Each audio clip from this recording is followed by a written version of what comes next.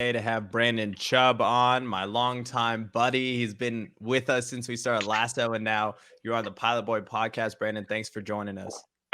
Thanks for having me. I'm excited about it. I saw the content, wondered what it was about, wondering when I was gonna get my invite. Finally got it, so excited. That's Just love making. awesome, man. Awesome. So, one of the things I admire about you so much is not only the fact that you were extremely successful in sports as a pro athlete, but before that, in the context in which we met, it was really just the way that you think about business, the way you think about sports and the game.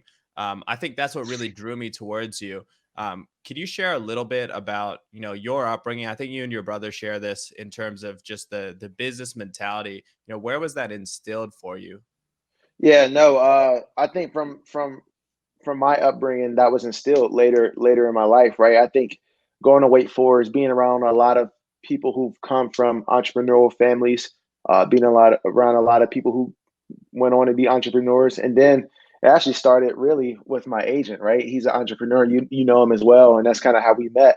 But him owning several businesses and being able to be around somebody like that, right? Somebody that's always on go, always thinking about business, always thinking about um, certain things, and having that entrepreneurial spirit, it rubs off on you. And then me being an econ major, my mind was always, already always trying to figure out supply and demand, or why this equals that, what Yeah. makes the world work. So you put both of those in the same room, and it rubs off. It makes a good mixture to what I am today with my business acumen. That's awesome.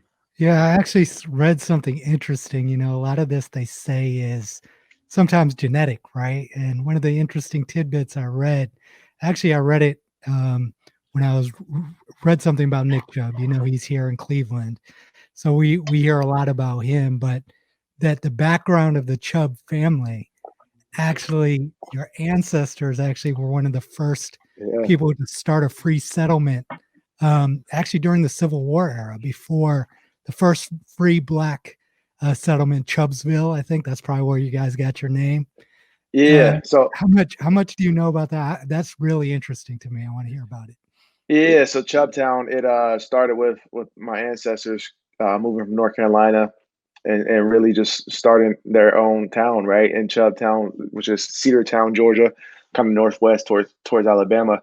And yeah, I mean, we're never slaves, and I think that history is instilled in every Chub boy, right? So you see Nick and you hear Mm. his story, right? You talk to my brother, and you're around him, and you see how he moves in his life, and then you talk to me, you talk to my parents, you talk to everybody in our family, and it kind of rubs off on you, right? And it's a sense of pride.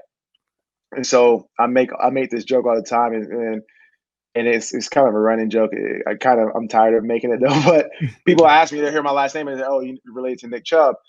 And I'll tell them every Chubb's related. And I'm not Yeah, saying that, sarcastically. It's literally like, every Chubb is related. So it's only a handful of us. And so we take pride in that last name, because we know when you bring Chubb, you think of, Nick or Bradley or me in whatever region of the country you're in. So it really affects us, and makes us hold ourselves to a higher standard, even if it's subconsciously. Does that yes. ever get heavy for you? I don't think so. I think I've done enough to build my brand as my own man, right? So I've never, I always want people to be successful, right? Especially people around me, people who are in my family, people who I'm friends with, including yourself, right? So it's never one of those things that is heavy or it's too much pressure. I tell people all the time, like my dad was a football player, played in the NFL, played at UGA. And I never was pressured to be a football player. I played all four sports growing up. Football is just the one that stuck. It was just happened to be the one I had the body for, and was best fit for my skill set. So it's never really pressure. It's more just a sense of, like I said, pride, and wanting to keep that. When you hear Chubb, you light up, right? Instead of saying, Yeah. "Oh, like you know what I'm saying." So it's one of those things that we always want to keep it there, and pass it down. Yeah, I That's want to awesome. talk a little bit about your football story, right? Because I think football is obviously everyone knows the glory of the sport, but I think football teaches people who play it a lot, regardless of what level they get to or how far they go. What life lessons has football taught you?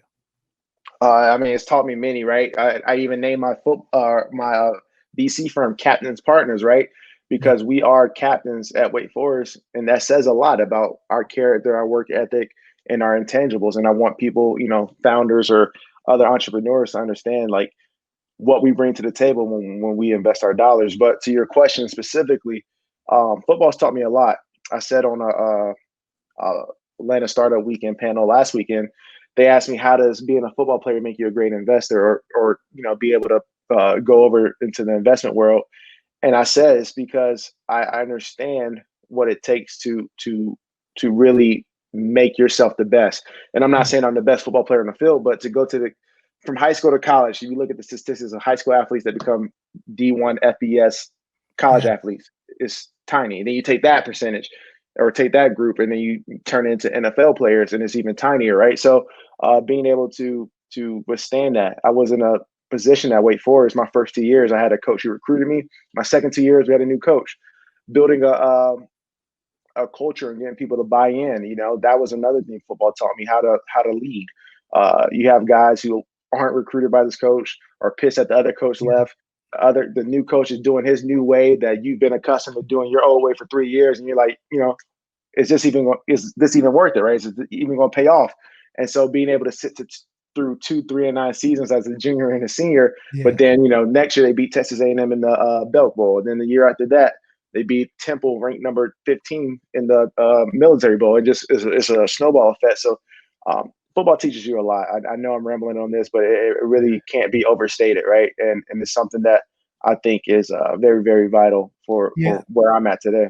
I think you said it right. It teaches you to get to the level you're at.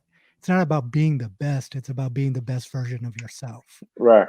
And it gives you the discipline to chase that. And wherever it ends, I think this is true for any sport. Wherever it ends for you, if you put your best effort forward, you became the best version of yourself in that space. And Mm-hmm. you can then go and apply that to wherever else you do in life.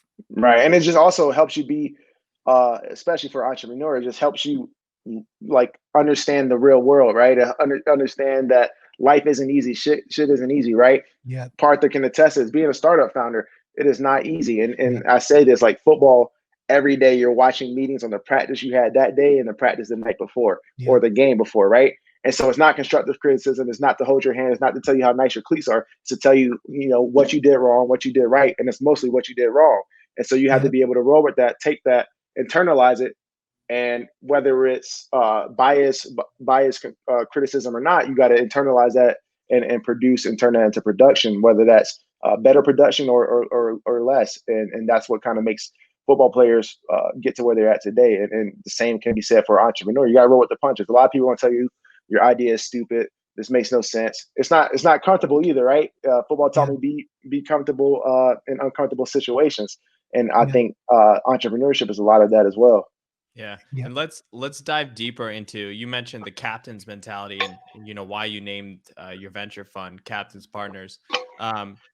One of the things, I'll give you guys a dose of vulnerability here. One of the things that I really struggled with in building Lasso was accountability personally.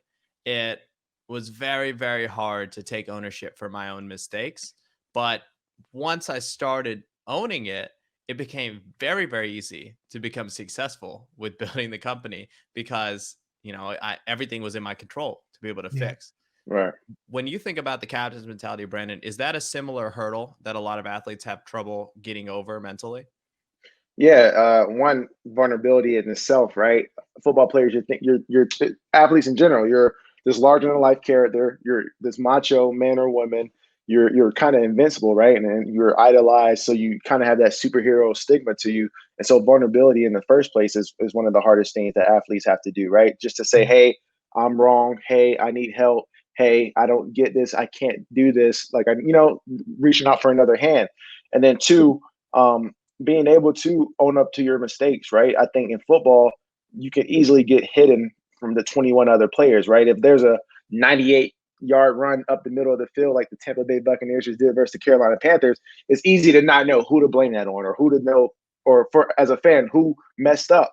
But as a football player, the other 10 players on defense understand that was your gap. And, so you got to be able to own up to that accept that mistake, or else they're not going to be able to, as a team, buy in with you for the rest of the game. And that goes a long way. That, that one mistake can turn into 2 quarters of bad plays if you don't own up to it. So it's one of those things that's really taught, right? A good leader, a good captain, a good football athlete in general who sets accountability, accepts, what is brought to their plate and what is expected out of them is real important for success of the team, not just the individual player. Yep.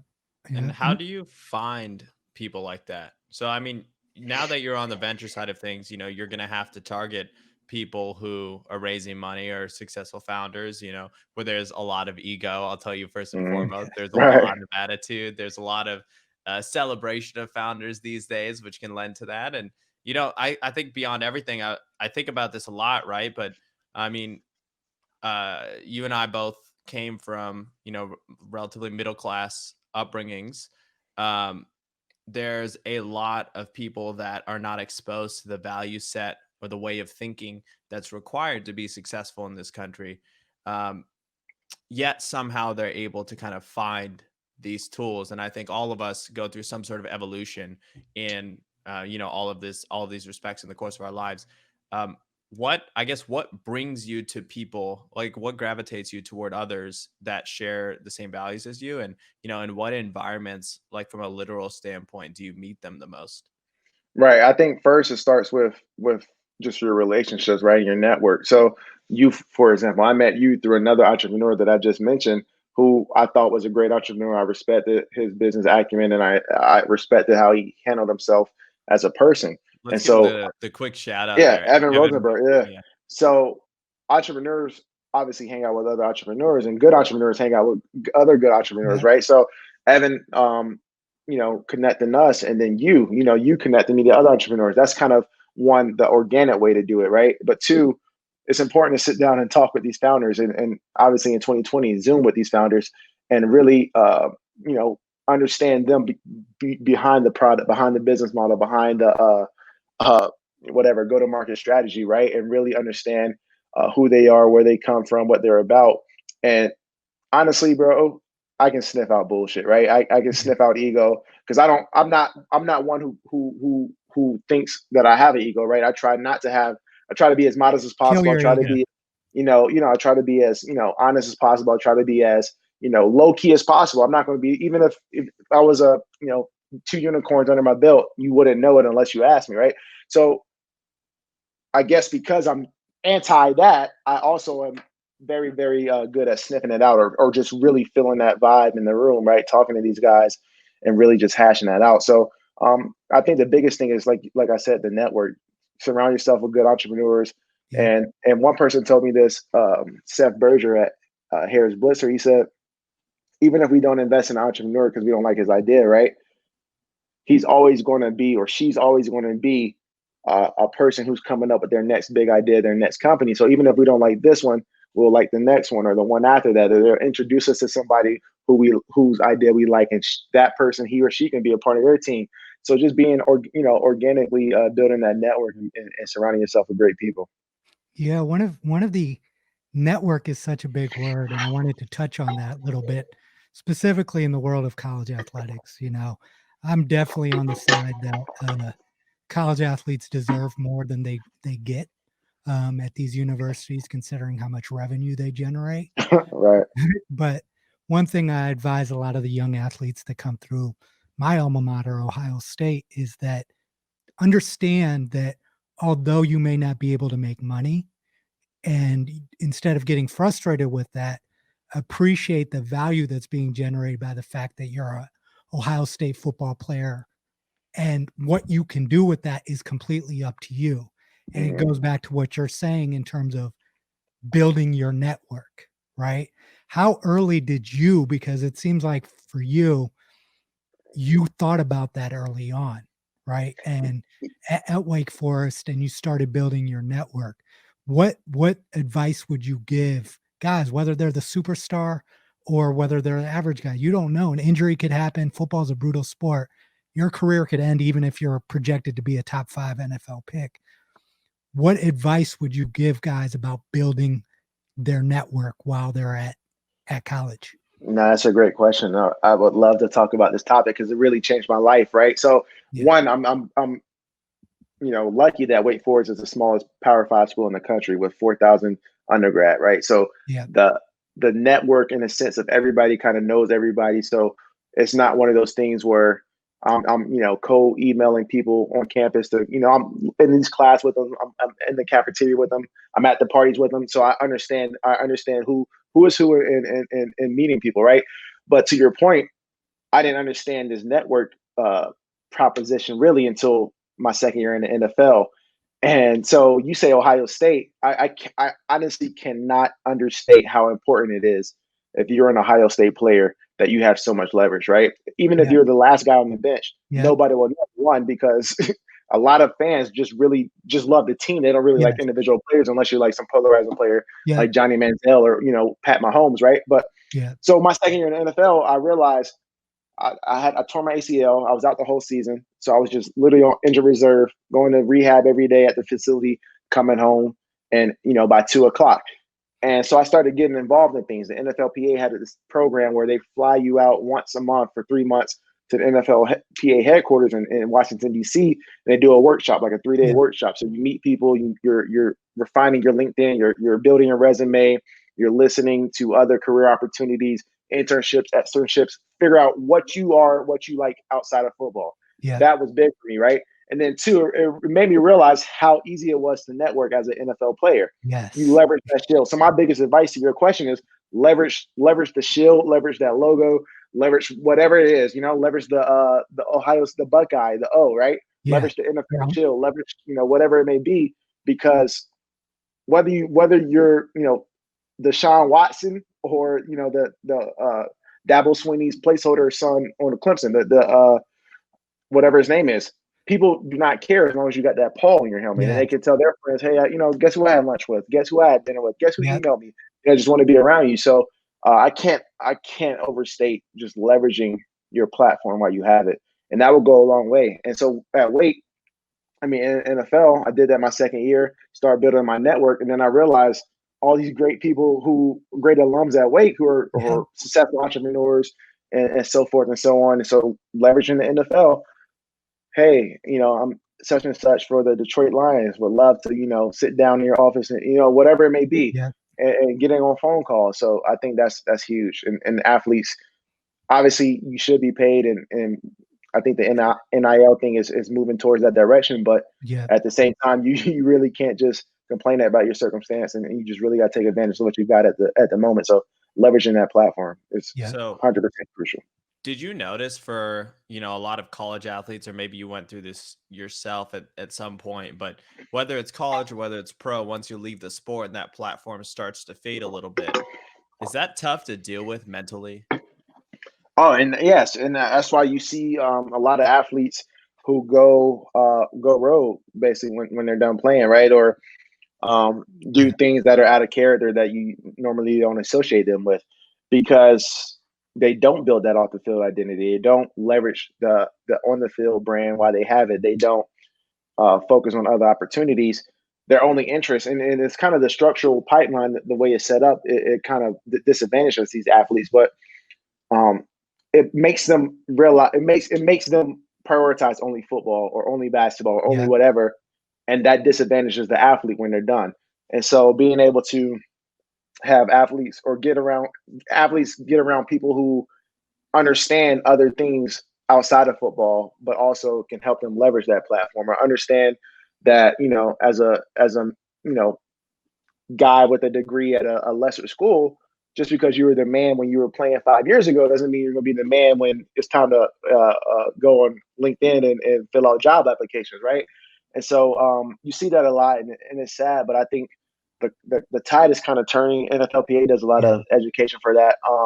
And then also, I think it's a responsibility of these universities, right? These people in place to kind of help these athletes and put them at an advantage when they're done playing football. Because a lot of athletes, no matter if you go to Clemson, Ohio State, whatever, just because you were a 5-star in high school doesn't mean you're going to be a 5-star in scouts' eyes when it's time to run the 40-yard dash at the combine and draft you. So being able to build an off-field brand and focus on the off-field is huge. Yeah, and I think it's critical also, one thing that I admire, there's, I've got critiques of our program as well, but one of the things that I love about what Urban Meyer did was he started that for these kids at Ohio State, right? Real Life One, they have a program called Real Life Wednesdays where they bring in CEOs and people outside of that world, and then they also have an internship program. And then there's also an internal brand U, which teaches these guys about Right. their brands. And I think, and Partha mentioned this, it's not just athletes. I think it's a lot of young adults. They're not taught what they need to be taught at a younger age, right? We learn history, we learn science, but those skills that you need to be successful in the real world, financial management, networking, these type of things are not influenced intentionally in our academic institutions. So I think it's up to guys, players, former players like you and others who understand it to also help create those programs at whatever institution they're at and force the school, if you're not going to pay us, you're going to give us all the resources we need to be successful after our life in football is over. Right. And I didn't know Ohio State had that. I mean, that sounds like an awesome program to be able to do that, right? Because you have a lot of guys who were their man coming out of their high school, were told nothing, but they're going to the NFL. They just got to They play don't in college for 3 years, And so they don't think about nothing else. They think about, know. they hear those voices. That's all they know, right? And that's all Yeah. they train their mind to think and focus on for the next 3 years. And so you're kind of on a hamster wheel. You're chasing that dream. Yeah. And even if it doesn't come, you're still chasing that dream until Yeah. you really, get faced with a hard dose of reality. And by that time, it's too late. By that time, it's, a different situation, and usually doesn't end up well for that athlete. So, I mean, those opportunities. I mean, you said the CEO thing. I can't imagine being around a CEO for the first time, right? Especially Yeah. a CEO with a great company. First time I did it was in 2020, or when I was 22, right? Yeah. Omar Simmons, CEO of Exaltar Capital, a private equity firm in Boston, Massachusetts, owns the largest holdings of Planet Fitness. And after I got off the phone with him, I honestly thought my life was changed. Not because he gave me some crazy advice, but the fact that Omar Simmons at 7 a.m. while he was getting dressed for work to go run a $90 million franchise Yeah. empire, sat down and talked to me for 30 minutes. It changed my life, right? And just to know it's out there. Yeah. So I mean, I think those things are that's huge. such a powerful point too, right? It's like anytime you can get connected with a CEO or really anybody doing something significant, it's like it makes it real. It makes the dream real. Right. Yeah. It makes it It real, does. and you're more educated about it too, right? So you might realize, oh, I kind of like private equity, and that's that's how I got down this rabbit hole. Or it's like, oh well, I might like business. I might like something other than football. And now I'm listening to the Halo podcast, and Omar Simmons is a guest, and I'm like, being a fanboy, like, oh my god, I talked to him, and now I'm keeping up with this story, and it puts me down another rabbit hole that makes me want to be like him or do something like him or realize the things he's doing and see if that's something I like, and to put a foot in that and really get a taste. So I mean, it's paramount. Those So programs. take us into your process, right? Like football ended. It's something, regardless of how mentally tough you are, it's something you did your whole life. And suddenly it's taken away from you, right? There had to have been for some guys, it's brief. For some guys, it's long lasting, kind of that, what do I do now? Take us into that journey from football is over to now I'm going to get into the VC world and start Captain Partners. Right. So in my perspective, so my story is I have 5 knee surgeries, right? 5 knee scopes stemming from that ACL that happened in 2017. These all happened in the past 14 months, literally starting July. Last one I had was July of 2019. Last one I had was August 28th, 2020. So that might not be 30. It might be a different number, but point being that I'm trying to rehab a knee. And so I understand, I'm just realistic, right? I understand that 5 knee surgeries and this problem still isn't fixed. There might be a bigger So problem. that's I guess maybe the first question. Is football actually over for you? So no, so I haven't closed You any haven't made doors that yet. call. Yeah. Okay. Right. So, but Good. I position myself like I was saying earlier to my earlier point. I position myself so when that door is closed, whether that's in 5 years, whether that's in 5 months, in 5 weeks, 5 days, that I understand I can hit the ground running into something else. And I'm not one of those guys who, and it's nothing wrong with it. I mean, to each his own, but I'm not one of those guys who is, sitting on the couch for 2 years thinking just something's going to fall in my lap. And then after year 3, look at my bank account and I realize, oh, I got to get something now. And I'm doing something I don't like, right? But I was in a position where I could have really changed and really forecasted my whole career to my liking. So that's the position I'm in right now. But I got that taste in 2017 when I tore my ACL. Never been hurt in my life. Never missed a football game ever in my life. And now I'm missing a whole season and I'm only 23, 22. And I'm realizing that I got to realize what do I like to do besides football? 2, what does that look like and how can I get involved in that and really get that started now? And so this pandemic really offered that opportunity, right? February through, April is usually time you're at home, and then you go back to the facility April, May, June, and do OTAs and stuff. And so because of COVID, we didn't have to do that. So I had 6, 7 months where I really said I have a window where I can really start something, get into it, and not have to stop it to run back to a facility or run back to a practice and start football over. So that's kind of where I'm at. But being able to position myself and really be realistic, a lot of people don't understand that. I bet you see it all the time. This has always been the thing about you, though, is that you have this motor. So, V, the first night I met Brandon in person, I'm not counting when we accidentally ran into each other at the Hawks game, and Which was crazy too. He was That's like, crazy. "What's up, Partha?" And I was being super awkward. I was like, "I don't know who this guy is," and we introduced ourselves, and I'm an awkward guy when you first meet me most of the time. That's just for everyone out there. But anyway, we hung out in Charlotte and it's 1 a.m. We're having these like watermelon tacos or whatever. And I was like, yo, Brandon, so like what's the plan? What do you got tomorrow? He's like, oh, I'm working out with the head of NC State, the coach at NC State. And I was like, okay, what time? He's like, well, I'm working out before my flight to DC. I was like, what's in DC? He's like, NFLPA meeting. I was like, wait, so you're working out in the morning and then you're taking a flight for a full day of meetings, but that flight's got to be early. When's the workout? He's like, oh yeah, probably 4 or 5. It's like it's 1 right now. Do you not like? I sleep a lot, man. Where's this like? What do you take? Where's this motor from, dude? And I think that's just around being around like-minded company and being able to understand that 1, time is of the essence, but 2, that's just kind of how I roll. I don't know why. I sleep 6, 7 hours a day now. Back then it was probably 4 or 5 because we were literally out to like 1:30. Had that workout, like you said, at 4 from 4 to 5. And I think my flight was at 6:30 because I texted you like, hey, I made it, because it was like last minute. Yeah. But it honestly just came from hunger. I'm a guy who was on a high school. So let me just give you this background. So my high school team, my freshman year, it was the second year being in existence. So 2007. So I was the second graduating class from freshman to senior year. So you think about recruiting.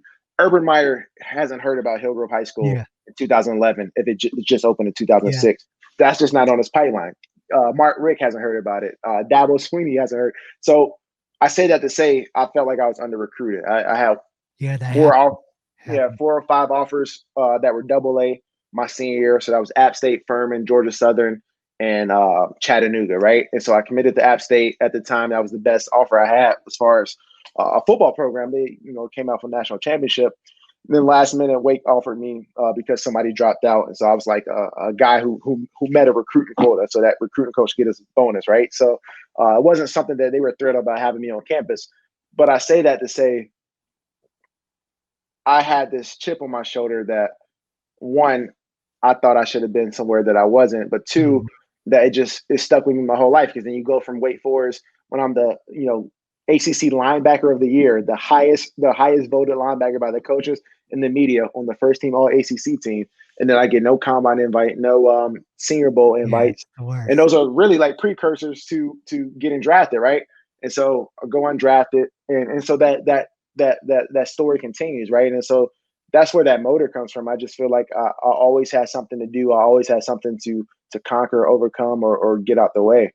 And so just always staying hungry. I've got to push on you again, dude, because I know a lot of people with chips on their shoulder, but they project that onto people around them. How do you stay with such a chip driving you?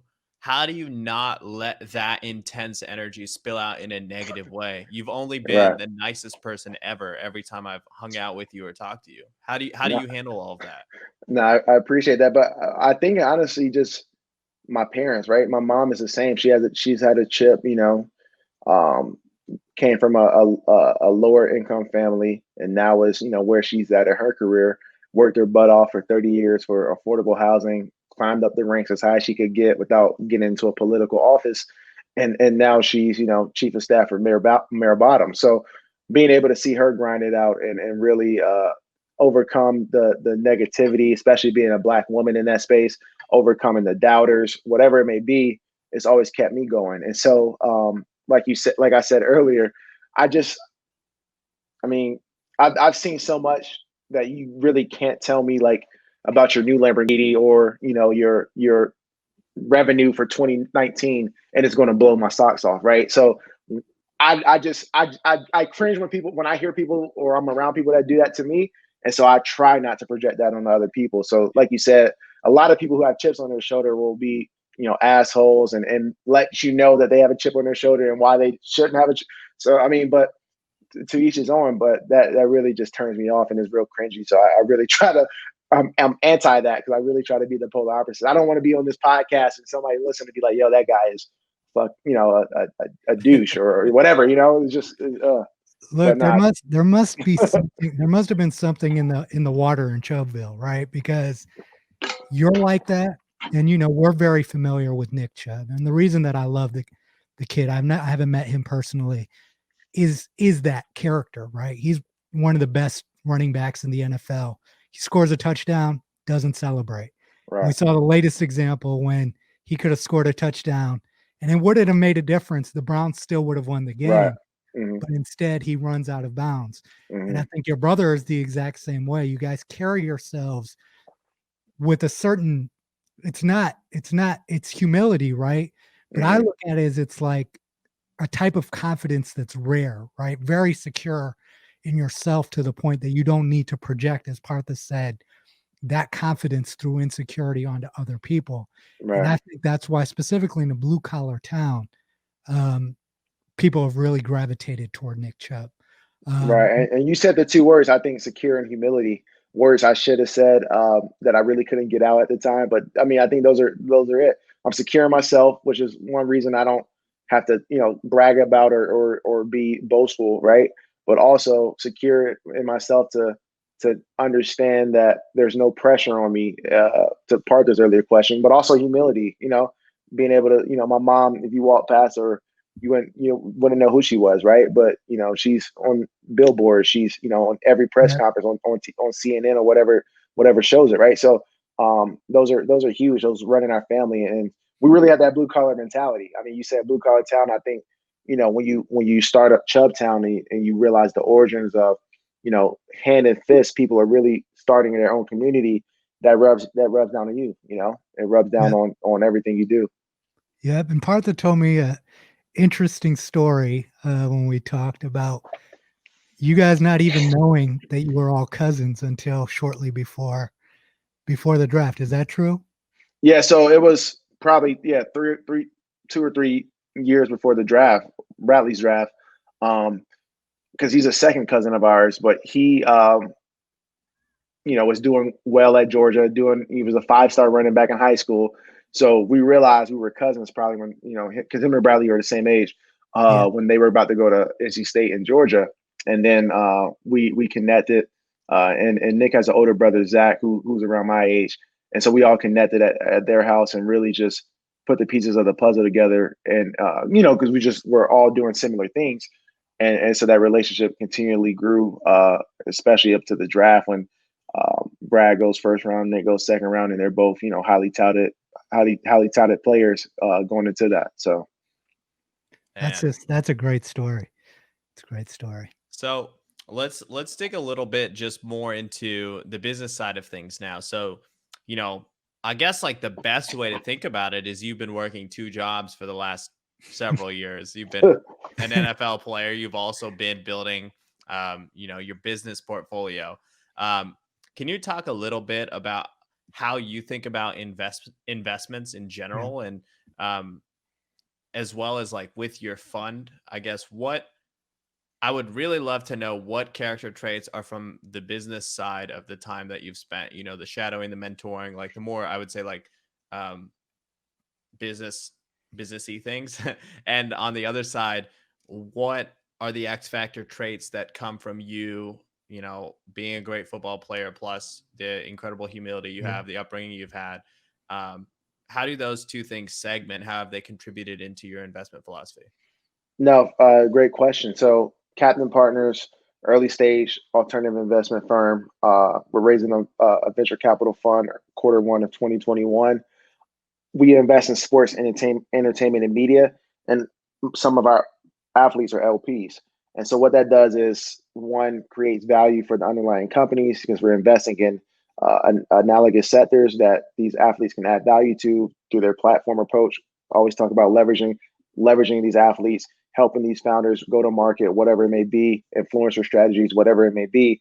And then two, being able to do, a fellowship with Next Play Capital in Silicon Valley in 2020, February 2020, with a former NFL player, Ryan Neese, and, son of I Hall have of a Famer lot Ronnie of Lott. respect for Ryan. He's got a Yeah, great reputation for his investments in the sports and fitness world. exactly. So being able to see how he was able to leverage that platform, leverage his connections. His dad was Ronnie Lott, Hall of Famer for the San Francisco 49ers. So he was, the man in Silicon Valley when Yes. Silicon Valley was becoming Silicon Valley, right? So Yeah. he had a lot of connections. A lot of people want to be around him. Back to my earlier point, leveraging that shield, leveraging your platform while you're relevant, right? Because people want to eat dinner with Ronnie Lott. No, check out this deal. You should invest in it because it just gave us a 14% return, right? So it's one of those things that I wanted to bring them to Captain Partners, and the vision of what I saw for Captain Partners, being able to add value just through my network. Talk about the network that I started really digging up in 2017, and so with that, those business experiences has helped, but also it also shows me what I don't want to do, right? It shows me what not to do, where you can go wrong and where you can mess up. And I'm not talking about Nestle Capital or Ryan, but just in other walks of life, right? And being able to really fine tune this. So I did the Harvard Business School crossover in the business program, April of 2019. Was paired up with two HBS mentors. One is a private equity associate, and one just started his own company, the New Paper, digital newspaper. They send 5 links to your phone every morning about the most current news, and it's unbiased. But those guys really shaped my perspective to really fine tune what I do like, what I don't like, based off of their experience. Hey, I want to go into private equity. Why do you want to go to private equity? I tell them why. They say, no, you don't want to go to private equity. I think venture capital might be better for you. And so then, other opportunities open up, and I take control of those, like the Next Play Capital. So our investment philosophy really is just to find great founders. One, I think that's huge. I think founders, not just great as in personality, but great minded. So people like Parther, who I've seen grow throughout Lasso and the whole cycle of our friendship, right? And to get Lasso to where it is today. I think I was the first athlete signed to Lasso, and You now he has. also represent Stay Moving so well. Our new slogan, just in the Yeah, energy you carry to life. Yeah. I appreciate it. And so And you now, were. You were the first athlete right. we ever, yeah. And so The first now, Right. athlete. they got Champ Bailey, they got, all these other Earl Thomas. I'm seeing Cam Newton jumping into swimming pools with him. I'm seeing, Justin Bieber with it, so just to be able to invest in great founders, and getting the right people on the bus, and then really figuring out where they're going with their product. I think is our best investment philosophy. We I want think people who exude values that we have as captains. you brought up a great point about investing in people. Like I think Hmm. evaluating a person is more important than evaluating a company. And that can't be underestimated. A person who has the right drive and right work ethic and right Yeah, mind, you can be okay even if you lose together, because you made a decision you made a good bet, right, right? And that's right. life. But I do want to talk to you also about the VC world specifically. We know, and there's many articles, there's much data written about, specifically in Silicon Valley, the difficulties that Black American founders, specifically have in that space. And yeah, they may take you, and also athletes. A lot of times people are looking at athletes as somebody that can be exploited in an investment deal versus, hey, this is a partner that I need to educate the same way that I educate someone else. Right. I wanted to ask you about that. First of all, I'm very happy that you're stepping into this role and saying, because a lot of people get discouraged as minorities and say, you know what, this space doesn't accept people like me and the obstacles are too great. But you're taking that leap and you're taking that step. So kudos for that, first of all. I appreciate it. But secondly, just to speak on that and your experience personally with that.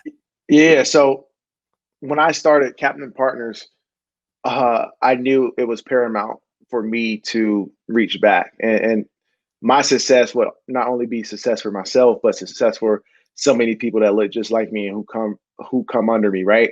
And so Yeah. what that looks like is me being able to put people on my investment team, put people on our team, period, as partners, associates, whatever it may be, that are people of color that aren't getting jobs at these other VC firms, right? These Yeah. homogeneous teams and these well-established VC firms, and not only minorities, but also women, right? And being Yeah. able to diversify that as well, because that goes a long way in evaluating companies. Women just see things that men don't, and vice versa, Yes, right? yeah. And then two, I realized the the need for underrepresented founders in this space, right? So first of all, giving athletes access, because I talk to financial advisors, when I'm going through these athletes to kind of get their capital to invest, and a lot of them, Not very I good. kind of, I cringe. It's kind of Yeah. sad when I get off the phone, and obviously I'll never tell the specific athlete that Yeah. because they, invested a lot of trust and a lot of money in these people. But it's sad, just kind of the education they have and Yeah. on what they're actually doing, and they're really managing a lot of this person's not only money but trust and future, right? And so me being able to give athletes access to something besides the S&P 500, right? Yeah. Something besides Robinhood or whatever it may be, and nothing against that, but being able to get high returns. Also, you can accept this higher risk because you have a higher capital allocation at such a younger age, where you can accept a little bit more risk and still be able to make up for it. So giving athletes access, and athletes are usually minorities, right? Especially in Yeah. my network, a lot of minorities make up less than 2% of venture capital investors. So one, I'm helping that percentage, but two, underrepresented founders, Blacks, Latinx, are very, I would say, on par with other people as far as being everyday startup founder, everyday entrepreneur.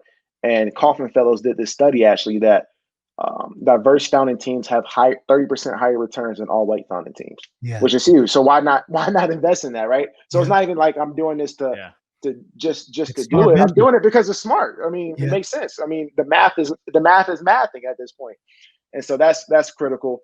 And so it's a certain responsibility, right, to be a Black man as a venture capital fund manager, and not a lot of us are out there. And so to be able to one, serve underrepresented founders and really have a unbiased eye to every deck that comes across our email, but also to be able to give back and put other people in position to reap success for themselves, whether that's through our firm or through another firm from the experience they got from us. So I think it's critical, and I take that. I don't take that lightly, right? I take that responsibility as something that's just as important as returns, right? Yeah. Obviously, returns are the priority, but we want to be inclusive. We want to make sure everybody's represented. So That's great. yeah, you guys are on the wave of really the athletes becoming investors these days, right? Mm-hmm. But my question for you is, do you feel that the rise of social media influencers has diminished the value that athletes and entertainment celebrities are able to bring to a deal, given the changes in consumer behavior we're seeing because so many people have platforms? Or on the flip side, does social media actually, because it's such a straightforward formula of what you need to do, enable athletes to build a much larger platform than they would have ever had, enabling them to bring a lot more value to deals? How do you see that affecting the athlete's perspective and how they approach a business? Right. I think the Great social question. media, it is a great question. The social media just the way it's streamlined now and the way it's so accessible to everybody, I think athletes have a better opportunity to make a bigger splash. And so our athletes aren't just making splashes through social media, right? They're not just putting up a post, or organic post of them with the product, or them, with whatever. They're also, doing appearances, making their network accessible to these founders, which is huge, right? If the company we invested in September, our first company, his biggest thing was, my weakest pipeline is athletes. So just to be able to get access to people who, one, can be of use, right? Because they think differently, they see the world differently, but also because of their platform. And so I take Whoop, for example. Kelvin Beachum, right tackle on the Arizona Cardinals, invested in Whoop. His pitch to Whoop to get into Whoop, who's now a unicorn, he invested, in earlier rounds, but he said, hey, this is a great product. I'm an athlete. I could be a great guinea pig. And I also have 53 others in the locker room with me that it could be a guinea pig. So now Whoop has a partnership with the NFLPA. So being able to do it and other ways besides social media is also paramount to just our network, right? Because I tell guys all the time that we're not only just adding value to the company, we're adding value to each other, and each other, right? Because I could put a business exec, I could put a NFL quarterback, I could put an NBA player, and I could also put a high net worth individual in the same room. We all have the same interests, right? So we're not only adding value to this company, but we're adding value amongst each other to build up a cohort of just rare and rare access to different things, right? Different opportunities. And I think you guys both bring up, first of all, Parth, that's a great question, Brendan. Your answer was great. I think it's important for people to understand is, one of the ways I look at it is, social media is a great way to build new relationships, but to build real relationships, you have to have real relationships. Yep. So it's a great way to have that initial trigger, but you're not going to build depth through social media. I don't think that's ever going to change. But as a follow-up question that I have is also the money, right? With athletes, one of the most challenging things that I have with my friends who are in the NFL is their perception of money gets completely fucked up when they're in the league, which is, you're making money over 16 weeks. And if taking that and then understanding how business investing works and how investing works, people don't make money like that. How do you kind of bridge that challenge as well when they're seeing they invest in with you and they're not getting the returns that they're seeing in their weekly checks in the NFL? Right. And so that's a great question, because it's not made for every athlete. Captain Partners isn't made for every athlete. Venture investing isn't made for every athlete. And not from a monetary standpoint, but from a standpoint of, discipline, education, right? And just character, right? So I'm not just going out and going into the NFLPA portal saying, hey, raising X amount of money, email this email if you want to talk more. I'm going to people in my network, one who I know I trust and who know and trust me, right? So I know their character, I know what they're about, I know how they live their life and how they handle their portfolio, right?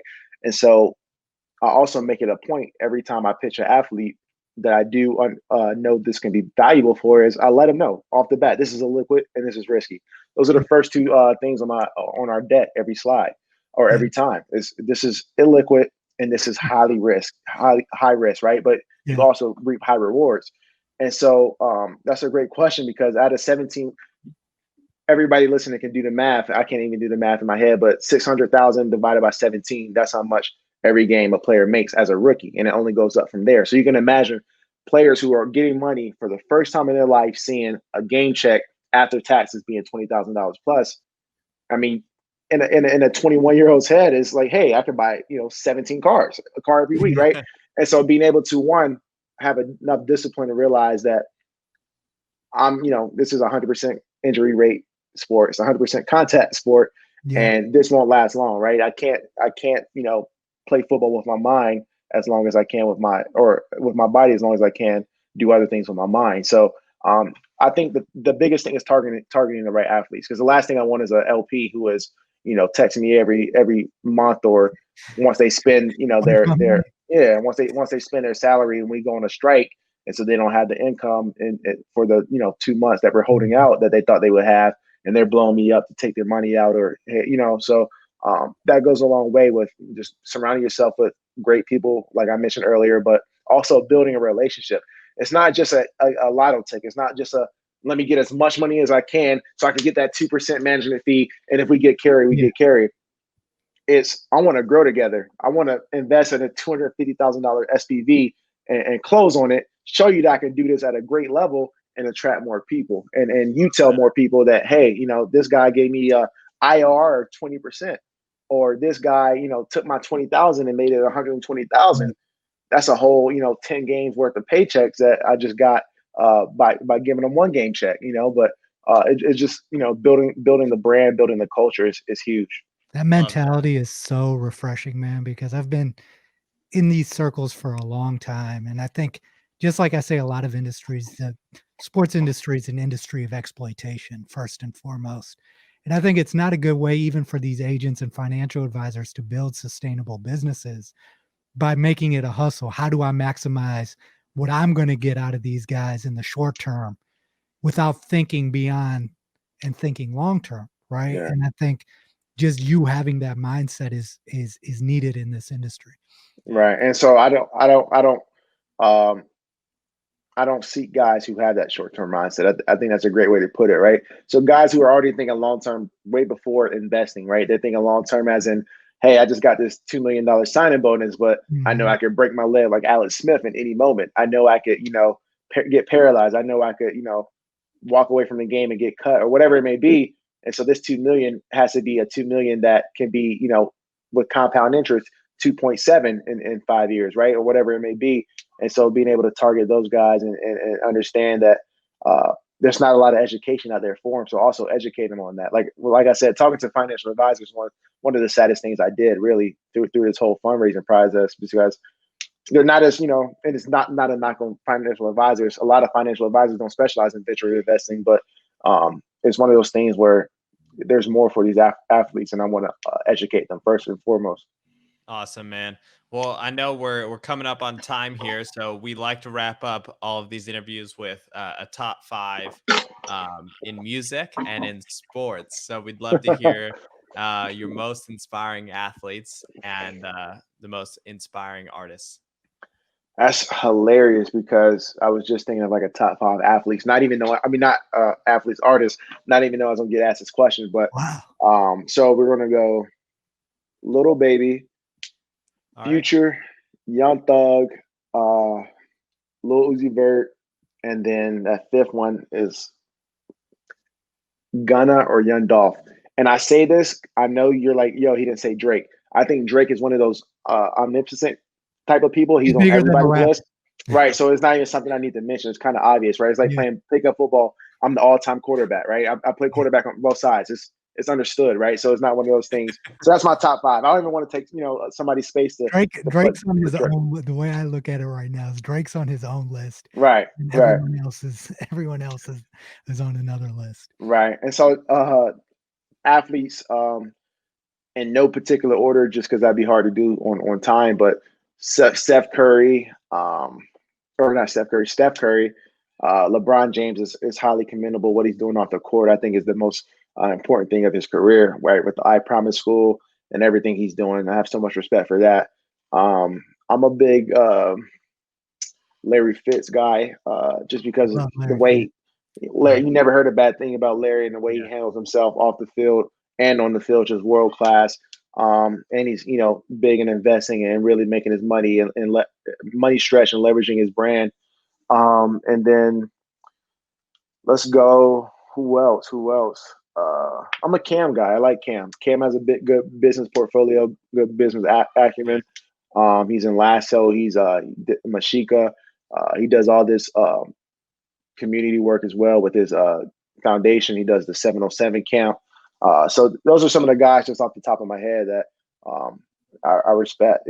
Kyrie Irving as well. I like the way Kyrie thinks. He's one of those guys that gets labeled as a nut case or a head case, whatever you want to call it. But I think he has some really valid points. And when you sit down and really listen to Kyrie, he really, is saying stuff that people are coming across later and actually agreeing to, especially much with like the whole Kanye. You gotta remember, a lot of Cavs fans they have their perception is swayed by how he broke up our team by wanting Right. to No, I feel you. go do his thing. So I think their perspective is a little jaded, Yeah. and has to be taken with a grain of salt. And I actually thought with him and Kevin Durant connecting, Kevin Durant spoke out a lot on Kyrie's behalf of just, you got to understand the guy, right? Yeah. Yeah. And so me being able to sit back, and because Kyrie was my favorite player at one point, Yeah. and I kind of, eased back, but he's still, an amazing athlete, still an amazing point guard. But just being able to hear him out and just, listen with the open ear. Yeah. That's Awesome, man. Well, that was an amazing interview. We've got a lot of gems here that we're going to be able to share with an awesome audience. So thank you so much for your time, Brandon. This has been amazing. No, I appreciate you guys having me. These great questions. Honestly got me thinking outside the box. It wasn't your cookie cutter podcast interview. So I got some good answers and good questions. I love it. Always Parker always keeping me on my toes. I love it. Look, we appreciate it, man, and we definitely want you to keep coming back on as you continue to succeed. We want to be a part of that success and hear about it. No, likewise. And real quick, can you tell me what Pilot Boys means? What was what behind the name? Well, it is what you are, right? Mhm. A captain, the belief that you are the captain of your own destiny in life. To be yourself, be confident in yourself. Our slogan is "Be you, you is fly." Yeah, I like it. And I think that's what you represent. That's why we're so happy to have you on our podcast. Nice. Love it. I love what you guys are doing. Awesome. Thank you, man. No, I appreciate you guys having me. Take care. Take care, You man. too.